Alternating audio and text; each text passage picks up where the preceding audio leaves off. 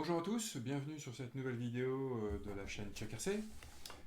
Vidéo aujourd'hui un peu particulière puisque ça va être un unboxing. Voilà, le carton est devant vous. Unboxing ou plutôt ouverture de carton si j'étais une bonne chaîne bien française. Voilà, donc unboxing d'un véhicule qui provient de la chaîne de Manise RC Garage 68 que j'ai acheté. Donc déjà merci à Manise et sa chaîne puisque ce véhicule, le projet c'était de se dire comme la chaîne Chuck RC, ma chaîne, a dépassé 800 abonnés, ça aurait été sympa de faire un petit cadeau, de faire gagner un véhicule. Sauf que vous savez tous très bien qu'une chaîne avec 800 abonnés ne gagne pas d'argent, que j'ai pas une fortune à mettre dans un lot. Donc je me suis rapproché de Manise pour discuter de ça avec lui et savoir si lui, par le biais des véhicules qu'il avait, il pouvait pas me céder un véhicule à tarif très intéressant.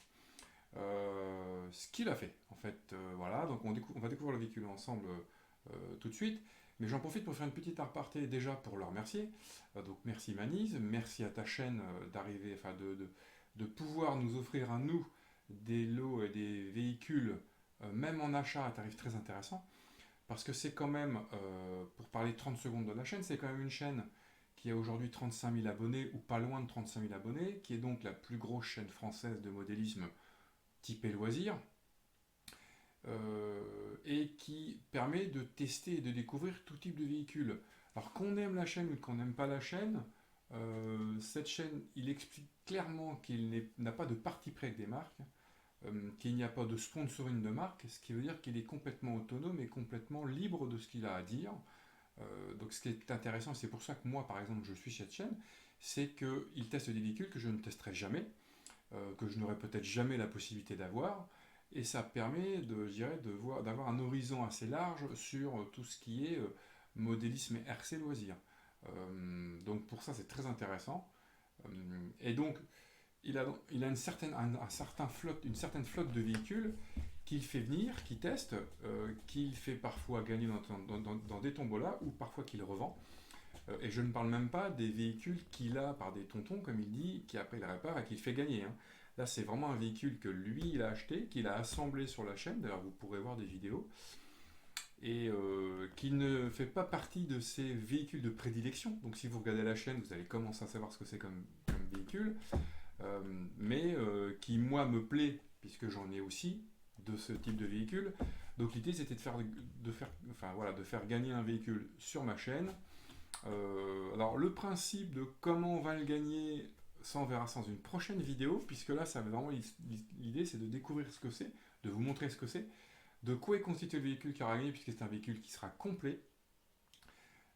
Donc voilà. Donc la chaîne de Manise, parce que parfois sur certaines autres chaînes, on peut voir sur certains forums que voilà, c'est une chaîne, on n'aime pas le personnage, etc. Alors c'est vrai que c'est un personnage qui est fun, hein, il est fun, il dit ce qu'il pense, mais pour avoir un petit peu échangé avec lui, c'est un mec super cool, enfin je considère super cool, très gentil, très facile à aborder, et qui, pour un véhicule comme ça, complet tel que là je vais vous le proposer, m'a fait un prix extraordinaire.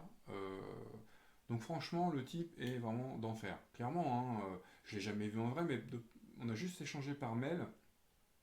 De pouvoir proposer ça à ce prix-là, enfin en tout cas moi ce que je l'ai acheté, honnêtement, c'est un prix qui est très bas vu comment il est équipé, et c'est pour ça que ça me permet de quelque part le faire sur la chaîne. Et toutes les chaînes ne peuvent pas faire ça, n'auraient pas pu faire ça. Il aurait très bien pu le vendre beaucoup plus cher, le faire gagner dans une de ces tombolas aussi. Non, non, donc merci à lui, en sachant que l'argent, en plus, va aller dans sa cagnotte pour pouvoir investir aussi sur la chaîne. Donc merci à toi, Mani. Et puis maintenant, on va pouvoir passer, ça fait déjà quelques minutes qu'on parle de lui, hein, même s'il n'en a pas besoin. Mais on va pouvoir passer à l'ouverture de ce carton. Alors je ne l'ai pas ouvert, j'ai remis du scotch noir parce qu'il était vraiment abîmé quand je l'ai reçu. Donc, comme je voulais vraiment l'ouvrir avec tout le monde, voilà, en direct, c'est plus sympa. Donc il est assez lourd, hein. Il est assez lourd. Alors bon, j'ai droit à des autocollants les autocollants, voilà, bon, alors je vais peut-être pas me faire un t-shirt, mais j'en collerai un derrière, parce que mine de rien, le mec et sa chaîne participent par le prix du véhicule à ma chaîne indirectement. Donc voilà la notice. Donc il y a la notice, allez, je vais pas faire de mystère. Voilà le véhicule en fait que j'ai. Donc c'est le Rock Soccer de chez Tamiya. Donc c'est forcément un crawler 1/10 de chez Tamiya, le Rock Soccer. Si vous avez suivi la chaîne de Manise, qu'il a monté lui-même, puisqu'en fait c'est un kit. C'est un kit qu'on reçoit et qu'on doit monter. Il a fait plusieurs vidéos où voilà, il explique le montage étape par étape. Donc ça c'est très bien. Il explique le montage. Il y a plein de trucs sympas là. Il explique le montage étape par étape. Donc vous pouvez aller voir ses vidéos pour voir un petit peu ce que fait le véhicule. Il l'a monté sur plusieurs vidéos. Il a fait plusieurs tests. Il a changé le moteur par un autre combo qu'on va voir ici. Et là, il avait démonté le train avant parce qu'il voulait voir au niveau de l'amortissement ce qu'il pouvait faire de différent. Donc nous, on va, dans un premier temps, le remonter d'origine. Après, on verra. Donc on a les 4 pneus de base avec leurs jantes. Alors là, c'est des bedlock. Alors on les remettra qui ne sont pas d'origine, je pense pas. On les remettra en origine. Donc on a les 4 trains ici. Ça. Enfin, le train de 4 pneus. Alors, les gommes, hein, très souples, hein, vous voyez, très souples. Vraiment top pour le crawler, hein, on entend l'air. Voilà, puisque les pneus sont forcément percés pour que l'air s'évacue, pour que la mousse puisse se transformer. Alors, attention, si vous allez dans l'eau en crawler avec des pneus percés, la flotte rentre dans la mousse. Ça vous fait du poids, mais vous avez la mousse qui est gorgée de flotte. Donc, soit vous bouchez les trous pour interdire complètement l'accès de l'eau. Alors, ce qui est très compliqué aussi sur du bedlock, c'est parce qu'il y a toujours possibilité que ça rentre légèrement. Moi, personnellement, sur mes crawlers, je n'ai pas percé, la mousse rentre et j'essore les mousses quand je le peux. Je préfère. C'est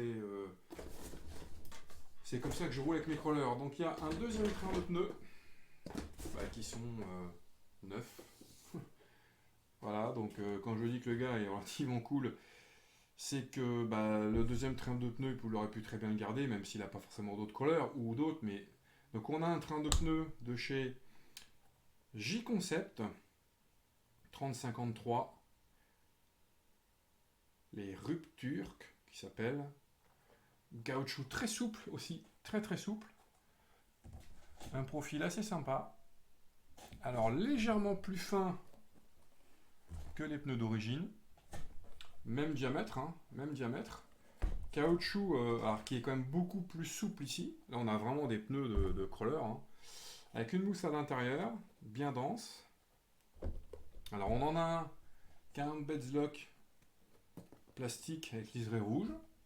Voilà, bon les 3 autres n'en ont pas, alors surprise, on aura certainement, j'imagine, dans le carton. La carrosserie, alors pour ceux qui ont regardé la chaîne, carrosserie qui était super sympa puisqu'il y avait vraiment plein de décals, elle est vraiment sympa la carrosserie, hein. Elle est fun. Voilà, on va la mettre ici. On va commencer par ça. Donc là, la radio, une TX6, une e-machine TX6. Alors je regarderai précisément sur internet la notice, mais TX6, a priori, on va dire 6 canaux, ou 6 canaux plutôt. Voilà, donc vous avez, alors là il y a le petit, intégré dans la radio, vous avez ici le petit appendice au niveau du volant, ici, qui permet de tout simplement de piloter d'une seule main. Ça c'est assez pratique en crawler et de pouvoir filmer. Donc on a un canal 2 ici, un potard pour un canal 5, un canal 6, on a le trim de reverse, voilà, on a les reverse ici, et on a 4 petits potentiomètres réglables de 0 à 100%, et de 0 à... Donc on doit avoir des dual rate et peut-être même la puissance moteur, on a possibilité de locker aussi, on verra ça. Bon, a priori radio complète, vous avez un bouton aussi, le canal 4 qui est au niveau du pouce ici, voilà, et vous avez un canal 3 ici, cliquable. Donc ça peut être relativement intéressant sur ce type de véhicule. Il y a même des piles dedans. Alors ça, il y a même les piles dedans, alors qu'ils sont peut-être fatigués, parce qu'avec le voyage, depuis le temps qu'il l'a, il a peut-être tout simplement Ouais, bon, les piles sont peut-être un peu chlasse, mais bon, depuis qu'elles sont dedans, donc on les dégagera.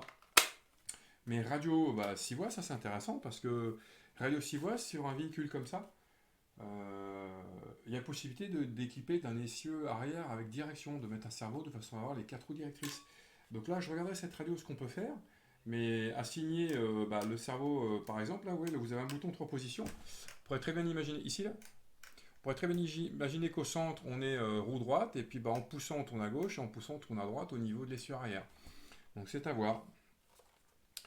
Ou possibilité aussi ça fait sur certaines radios qui sont complètement programmables, vous avez l'essieu arrière qui peut être piloté par un potard, mais là du coup, vous n'avez plus forcément la main sur la direction avant, et c'est bien de pouvoir gérer la direction arrière en même temps que la direction avant. Donc c'est pour ça que la gâchette peut être pas mal. On n'a pas quelque chose de proportionnel, mais ça permet de braquer complètement à droite ou à gauche quand on a besoin juste au niveau de l'arrière. On va mettre ça ici. Alors ça on va attendre. Une pièce plastique, ça doit venir du châssis. On a ici un sachet avec des bedslocks plastiques, mais qui ne sont pas les mêmes que ceux-là, et pas les mêmes que ceux-là. Ça veut dire que ça doit être ceux d'origine, je pense. Ça doit être ceux d'origine. Bon, si on se réfère au dessin, pas vraiment, mais bon, ou alors c'est les rouges les origines. Non, c'est pas l'origine. Enfin, on a un kit de bedslocks plastique, et ça, je pense que c'est ceux d'origine. C'est ceux qui étaient fournis avec le kit. Ça veut dire qu'il y en a. Il y a 2 jeux d'options cadeaux. C'est très très bien. Encore une fois, merci. Alors tout ne sera peut-être pas, l'ensemble ne sera peut-être pas à gagner, encore que je vais voir. Mais en tout cas, le véhicule complet sera à gagner. Un premier sachet. Qu'est-ce qu'on a? Alors là, on a des clips, on a tout un tas de visseries, de bagues laiton. Alors je sais pas si on voit parce que je vois pas que ça se renverse. Voilà. Tout un tas de visseries, de bagues laiton, de l'huile silicone, la petite clé, un petit peu de graisse, des vis, des chapes, tout ce qui est pièces de rechange plastique qui a été livré avec le kit. Je vois même un axe de cardan, même un cardan complet. Ah oui, il y a même des cardans, il y a même des cardans plastiques d'avance. Ou alors les cardans ont été changés, mais écoutez, un kit complet de visserie d'accessoires. Hop, tiens, on va prendre celui-là. Ça, alors, ce sachet, donc ça, voilà, ça c'est ce que m'avait dit Mani. En fait, il a démonté une partie du train avant. Donc je dirais même que là, je vois 3 ressorts. Donc il avait peut-être aussi commencé à démonter le train arrière. Parce qu'il voulait voir s'il ne pouvait pas modifier le système. Donc ça, c'est le récepteur. Hein. On a donc bien, on est d'accord, 6 voies. C'est le récepteur de la radio. On a donc bien 6 voies. Il a démonté une partie. Voilà, ça c'est le principe qui est un peu sympa de ce Rock Soccer. C'est que on en verra ça en détail sur le châssis. Vous avez des ressorts et des amortisseurs qui sont à côté. Donc là, il y en a 3, donc il a dû commencer à démonter. Plus encore de la visserie, plus encore quelques bagues laiton, plus des roulements, des écrous, des clips de carreaux. Voilà. Et alors, j'ai ça dans le carton. Donc pour ceux qui connaissent, c'est le B-Wing Fusion. Le B-Wing Fusion, c'est quoi? Donc j'en ai déjà parlé sur ma chaîne, puisque mon TRX4 que vous voyez, qui est derrière le carton, on voit peut-être pas, mais le TRX4 là qui est ici est équipé de B-Wing Fusion. Donc en fait c'est un tout en un, un 2 en 1. Le moteur et le variateur ne font qu'un. Le variateur est à l'arrière du moteur. Voilà, le variateur est à l'arrière du moteur. Et ça c'est... Hobbywing a sorti ça il y a quelques temps, c'est très répandu. C'est très progressif, plein de réglages comme les variateurs Hobbywing. Et en crawler c'est sympa puisqu'on n'a pas le récepteur, on n'a pas le variateur qui se balade, ok ailleurs. Et en plus ça permet d'avoir quelque chose d'étanche puisque c'est relativement étanche. Ça marche très bien. C'est vraiment dédié au crawler. Moi, ça fait plus d'1 an et demi qu'il est dedans. Il a des dizaines et des dizaines de packs. Pour ceux qui suivent la chaîne, ils savent très bien que ce crawler-là, il déguste. Hein. Il va dans de l'eau, dans des ruisseaux, dans de la boue. J'ai aucun souci. Le risque avec ces principes-là de 2 en 1, c'est que s'il y a un problème de variateur, on est embêté puisque c'est un combo. Le mien, franchement, je le ménage pas, j'ai aucun problème. aujourd'hui, pour du crawler, quand on roule pas mal, quand on roule beaucoup, qu'on veut passer en brushless, faut pas hésiter, il faut prendre ça.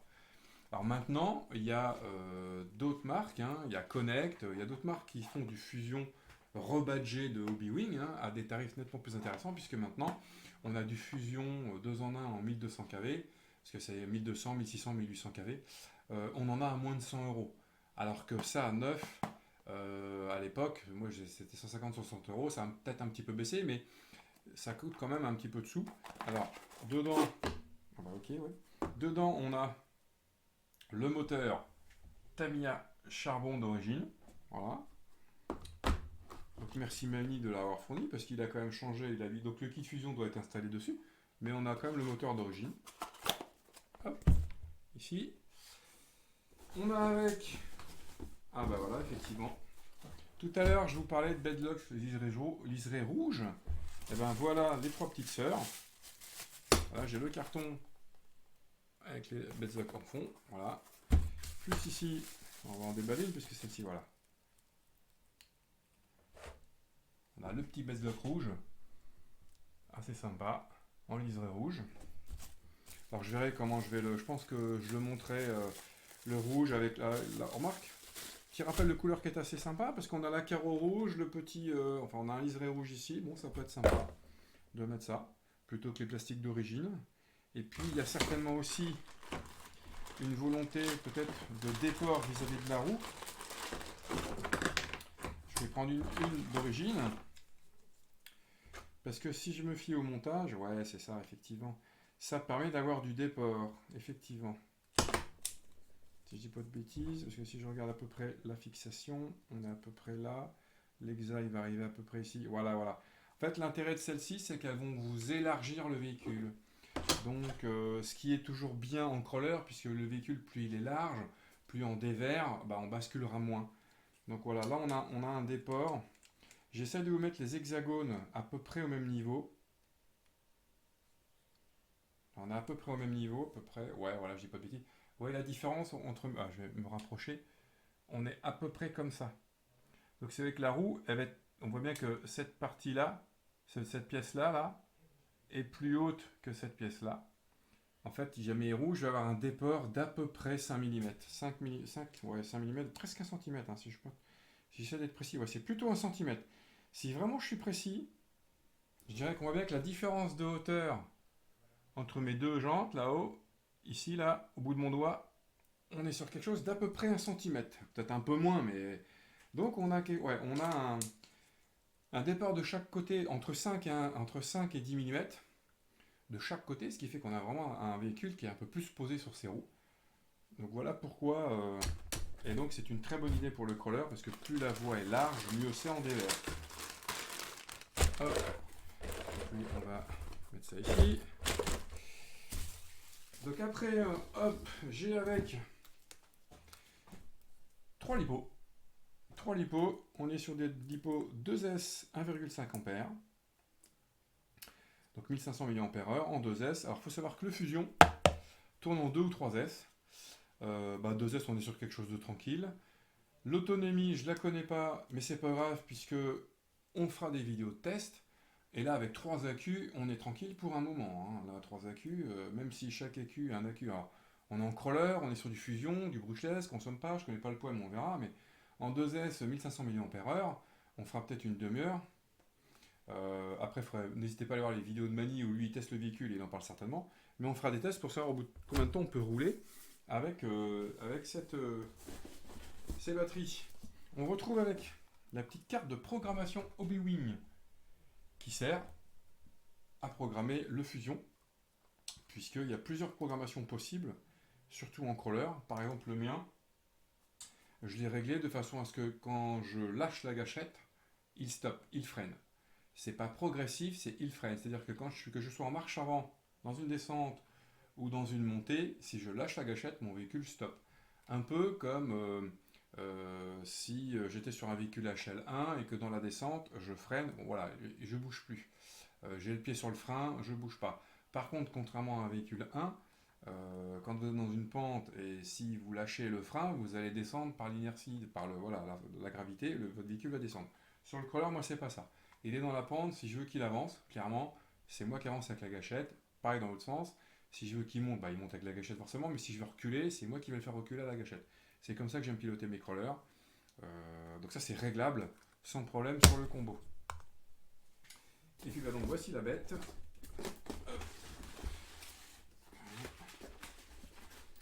Alors, bah, il y a quelques petits, je vais enlever les quelques petits écrous, quelques petites vis qui se sont échappées du plastique.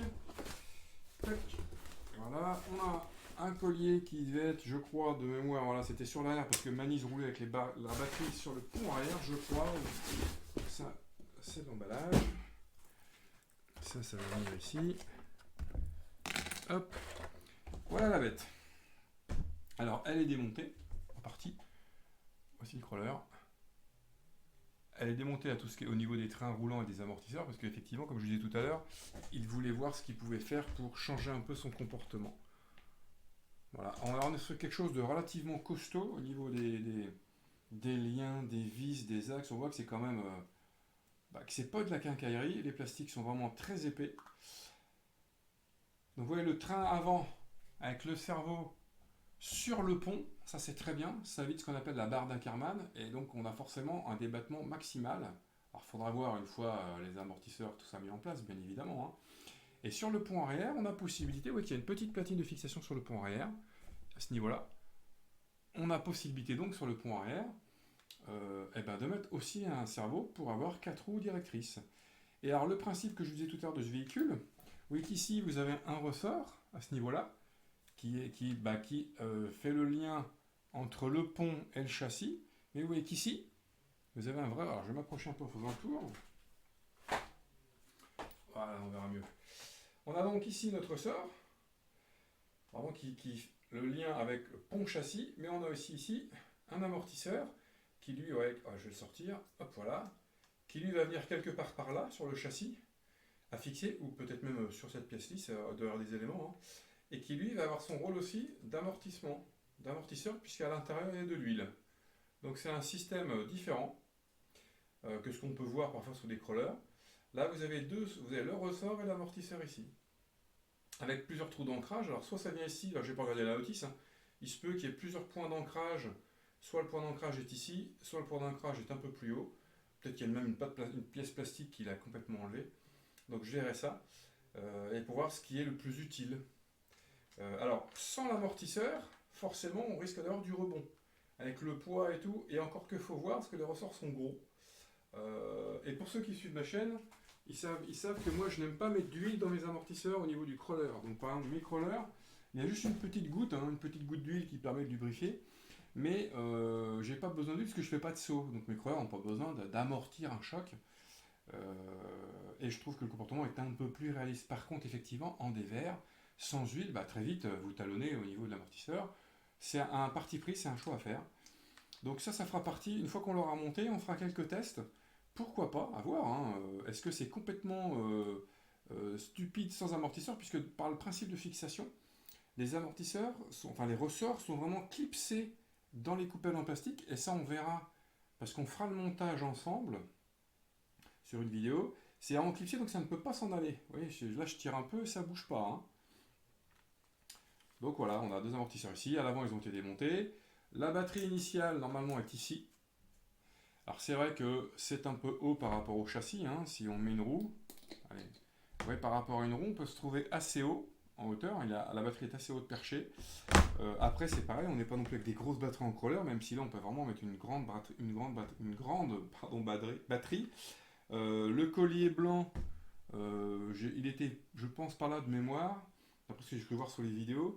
Donc peut-être que lui manie, et puis là, ouais, le câble il est là, il est sorti ici, donc je pense qu'il mettait sa petite batterie bleue ici. Voilà, comme ça il avait du poids sur le train, arrière. Et puis du coup, le centre de gravité est beaucoup plus bas, ça évite de mettre la batterie en haut. Bon, pourquoi pas, c'est à voir, à tester. Donc là on a, je vais mettre ça là. On a ici l'interrupteur qui va directement aux fusions, ici, puisque comme on disait tout à l'heure, le fusion n'a pas de variateur, le variateur est intégré. Donc, alors on ne le voit pas beaucoup parce qu'il est monté, je ne sais pas si je vais arriver à vous le montrer, mais en fait à l'arrière du moteur, on a ici, à ce niveau-là, je ne sais pas si on va voir, je ne sais pas si on arrive à décaler correctement ce que je vois. Ouais, si j'enlève mes doigts, si on doit le voir. On voit ici tous les câbles au bout de mon doigt, les câbles d'alimentation qui permettent d'alimenter bah, le variateur et indirectement le moteur, et la prise cerveau, puisque ça va être directement branché sur le récepteur. Ainsi que le câble, qui lui on ne le voit pas parce qu'il est trop caché, mais on a aussi au bout de mon doigt, hop voilà, les câbles de l'interrupteur avec le fil du signal pour pouvoir le programmer malgré tout depuis l'interrupteur qui se situe ici, parce qu'on peut aussi programmer ce genre de véhicule depuis l'interrupteur. La boîte radio ici, et puis là on retrouve le châssis tubulaire, un pare-choc ici, bon alors qui est très gros mais en crawler, hein, on tape pas. On a les coussinets de carreaux ici. Et alors hop, je vais mettre la bête, voilà ce que ça donne. Voilà ce que ça donne au niveau de la carrosserie. Et si on se fait un petit look, voilà, je suis à débattement maximum, mais ouais, ça peut donner un truc assez sympa pour faire du crawler. Alors avoir le débattement, avoir la hauteur de caisse, avoir le centre de gravité, tout ça c'est important, puisqu'on a deux ponts ici, ouais, qu'on a vraiment une garde au sol assez sympa. Mais une fois posé, une fois tanké, il faudra qu'on voit au niveau ressort. Je sais pas si on peut là, il faut quand même que ce soit pas un effet rebond, d'où les amortisseurs avec de l'huile, puisque quand on n'a que du ressort, on peut avoir un problème d'effet rebond. Donc c'est pour ça qu'il faut absolument voir en mode complet ce que ça donne. A l'inverse, des amortisseurs huile comme ça sans les ressorts, c'est pas jouable du tout. Donc il faudra voir son comportement une fois monté, prêt à fonctionner. Et avec le poids de la batterie. Est-ce qu'une petite batterie suffit en termes de poids pour l'assise? Est-ce qu'il est, moi par exemple sur mon crawler là-bas, je suis en 3S 5000 mAh. Alors 5000 mAh 3S avec le Fusion dans le TRX4, je roule entre 2 et 3 heures facile. La batterie est en hauteur, un peu sur le même principe que celui-ci, mais ça ne me gêne pas au niveau de mes dévers et compagnie, puisque j'ai alourdi le véhicule, il est alourdi au niveau des ponts et au niveau des roues. Ça peut être aussi une piste de réflexion pour ce véhicule-là. S'il est assez haut, une fois tout le système d'amortisseur remonté, et s'il est effectivement assez haut et que pour son comportement on ne peut pas trop le changer, la piste aussi, pour éviter qu'il cabane, c'est tout simplement d'alourdir les ponts, les roues, de mettre du plomb dans les roues. Il y a plusieurs astuces pour ça. Donc voilà, la découverte du véhicule, impeccable. Alors le véhicule a déjà roulé, hein, mais il est relativement malgré tout propre. Il n'a pas fait non plus 50 000 runs avec. Hein. Il a fait quelques runs de test. Et puis là, comme je dis, il l'avait démonté pour essayer de trouver un autre système au niveau des amortisseurs, un autre fonctionnement par rapport aux amortisseurs. Moi, je vais le remonter d'origine pour voir ce que ça donne. Je vais voir si je peux le régler à ma sauce, type un peu crawler comme moi j'aime. Et on essaiera tous ensemble. Alors, comment ça va se passer pour la tombola, puisque ce véhicule-là, il est vraiment à vous faire gagner sur la chaîne, gratuitement. Il y aura donc, sur le principe du fonctionnement, il y aura donc 4 vidéos. Les 4 vidéos vont sortir sur ce véhicule-là, dont celle-ci. Les 3 premières vidéos, à savoir l'unbox. On fera une vidéo numéro 2 sur le remontage des pièces, pour rendre le véhicule prêt à fonctionner. On fera une 3e vidéo de test sur la piste du Drakkar RC à l'essai, le club où je suis adhérent. Oui, d'ailleurs, il y a des captures qui tournent là. On voit mon crawler, c'est pas au Drakkar, mais voilà, on voit le logo du Drakkar. Donc on a une zone crawler bien sympathique. Donc cette 3e vidéo sera au Drakkar. Ce sera la 3e vidéo. Et il y aura une 4e vidéo, tout simplement, qui sera la vidéo du concours pour savoir qui a gagné le véhicule. Il y aura donc 4 vidéos. Sur les 3 premières vidéos, pour jouer c'est simple, je vous demanderai un commentaire. Un commentaire sur la vidéo, super, cool, c'est nul, j'aime pas le crawler, j'adore ça, vive le foot, etc. Peu importe. Je vous demanderai sur les 3 premières vidéos, y compris celle-là, un commentaire.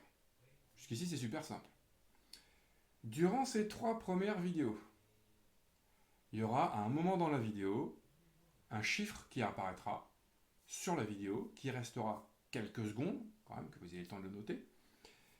Et sur pendant la 4e vidéo, le jour où la 4e vidéo est sortie, ça ne sert à rien de le faire avant, il ne faudra pas le faire après, mais quand la 4e vidéo sortira, vous aurez une semaine pour m'envoyer en message privé sur la chaîne la somme des 3 chiffres que vous avez vus sur les 3 premières vidéos. La première vidéo, celle-ci, vous avez un chiffre qui apparaîtra, vous le notez. La deuxième vidéo de montage, un autre chiffre apparaîtra, vous le notez. La troisième vidéo de test à laisser, un troisième chiffre apparaîtra, vous le notez. Une fois que vous avez les 3 chiffres, donc des 3 premières vidéos, et que cette quatrième vidéo sort, vous m'envoyez un message privé en me disant la somme des 3, c'est tel chiffre. En me précisant forcément votre pseudonyme, puisque comme vous aurez commenté les 3 premières vidéos, que je m'assure bien que vous ayez joué, que vous ayez commenté les 3 premières vidéos. Ne m'envoyez pas le score en message dans la quatrième vidéo, parce que si c'est le bon score, ben vous filez la clé, le résultat aux autres abonnés. Or, l'idée étant quand même, c'est un véhicule qui normalement vaut un peu de sous, qui est sympa. L'idée, c'est quand même que vous jouiez le jeu et que vous regardiez les 3 premières vidéos, je dirais en entier, de façon à trouver ce fameux chiffre et de le voir.